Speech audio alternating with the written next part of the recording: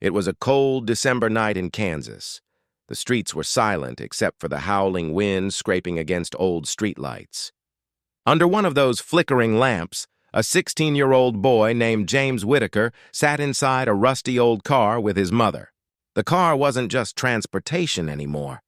It had become their home. His mother, exhausted from her second job at a diner, slept in the front seat.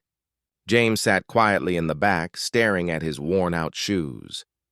He could see his reflection in the window, tired eyes, hollow cheeks, but a heart full of silent fire. That night, as he looked at the frozen windshield, James whispered to himself, "One day I'll change this life. I'll make her proud." He didn't know how. He didn't know when. But deep inside, something told him, this pain is not permanent. Every morning before school, James walked to a gas station bathroom, brushed his teeth, and washed his face with ice-cold water. Then he put on his cleanest shirt, smiled at himself in the mirror, and walked out like any normal teenager. At school, no one knew he was homeless. No one knew he skipped lunch because he couldn't afford food. He laughed when others laughed, studied when others played, and listened silently when friends talked about their new phones or weekend trips. But every night, when the world slept, James read books he found in donation bins. Think and Grow Rich. The Power of Positive Thinking, The Richest Man in Babylon. He couldn't buy dreams, but he could borrow them from books, and that became his secret power. At 17, James started working part-time at a diner.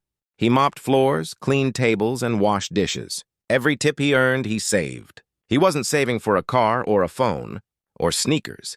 He was saving for something far greater: freedom. One night, as he was cleaning, he overheard two businessmen talking about eBay and online reselling. The words stuck in his head like magic. That same week, James borrowed an old library computer and searched how to sell online. He didn't understand half of it, but he kept reading. He learned how people bought broken laptops, fixed them, and sold them for profit. That was his moment, his first spark. He started collecting old electronics from junkyards, repairing them using YouTube tutorials, and selling them online through borrowed Wi-Fi at a cafe. His first sale? A broken laptop he fixed and sold for $80. That $80 wasn't just money, it was hope in digital form, but dreams aren't built in a straight line. Within months, James faced his first big setback. One buyer scammed him with fake payment receipts. Another sent back a broken laptop and demanded a refund. Then his car, his only shelter, got towed. For 2 nights, he and his mother slept in a public park. Rain soaked their only blanket. James remembers looking up at the sky and whispering, "God, if there's a plan, please, show me what it is." But instead of quitting, he adapted. He started working double shifts, saved up again, and rented a small room for him and his mother. It wasn't much, cracked walls, no heater, but it was theirs. Every night he repaired laptops under a dim lamp, hands shaking, eyes burning with fatigue. Yet he smiled, because for the first time, he had a desk, a roof, and a purpose. At 19, James officially registered his small online business, Retech Renewals. It was just him, a desk, and 3 second-hand computers. But he worked like 10 men. He answered emails, repaired products, handled shipping, everything alone. His motto, "If I don't build my dream, I'll end up working for someone who did." Slowly, his reputation grew. His eBay ratings rose. People trusted him. Orders doubled, then tripled. He started hiring local teens to help pack and clean. He paid them fairly because he knew what struggle felt like. Within 2 years, he was no longer that homeless kid. He was the local success story, the boy who turned trash into tech and struggle into strength. By the age of 25, James had grown Retech Renewals into a multi-million-dollar business.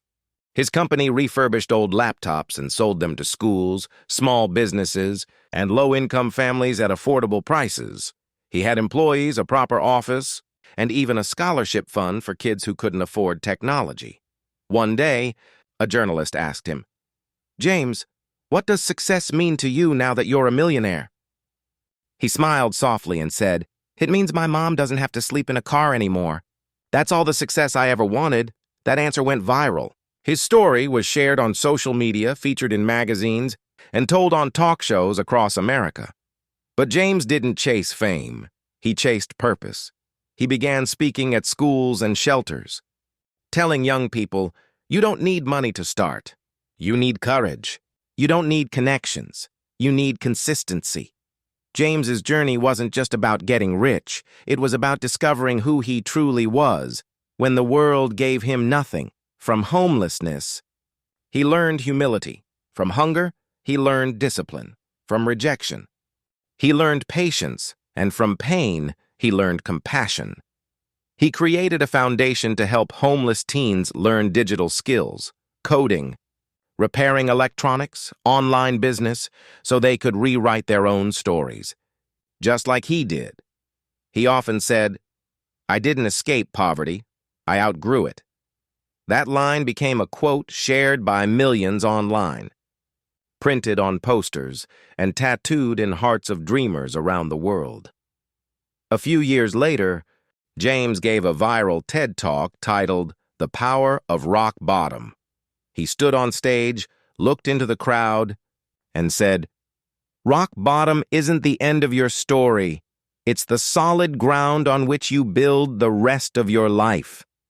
He told the audience how he used to study under streetlights, how failure taught him resilience, and how small steps every day built a mountain of change.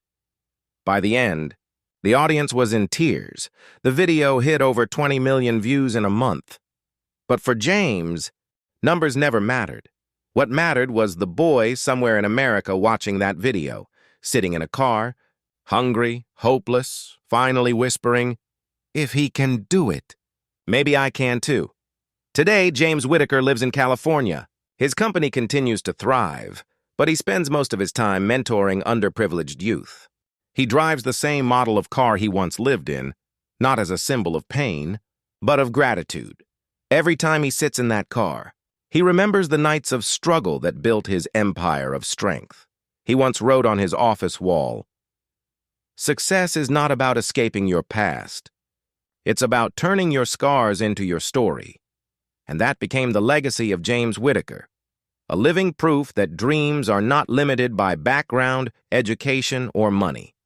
They're limited only by belief. The story of James Whitaker isn't just about one man's rise from poverty to wealth. It's about every person who has ever been told, you can't. It's for every young dreamer sitting in darkness, wondering if tomorrow will be brighter. James's life teaches us pain is temporary, but strength is permanent. Failure doesn't define you. It refines you. The world doesn't need your perfection. It needs your persistence. And most importantly, no one is too broken to begin again. From the back seat of a car to the boardroom of a company, James Whitaker proved that the greatest luxury in life is not money. It's the peace of knowing you never gave up. Epilogue. The whisper of hope one evening. James stood on his balcony watching the sunset. The same sun that once rose over his car window now painted gold across the skyline of his new life. He closed his eyes and whispered the same words he once said as a teenager. One day, I'll change this life only this time, he smiled, because that day had finally come.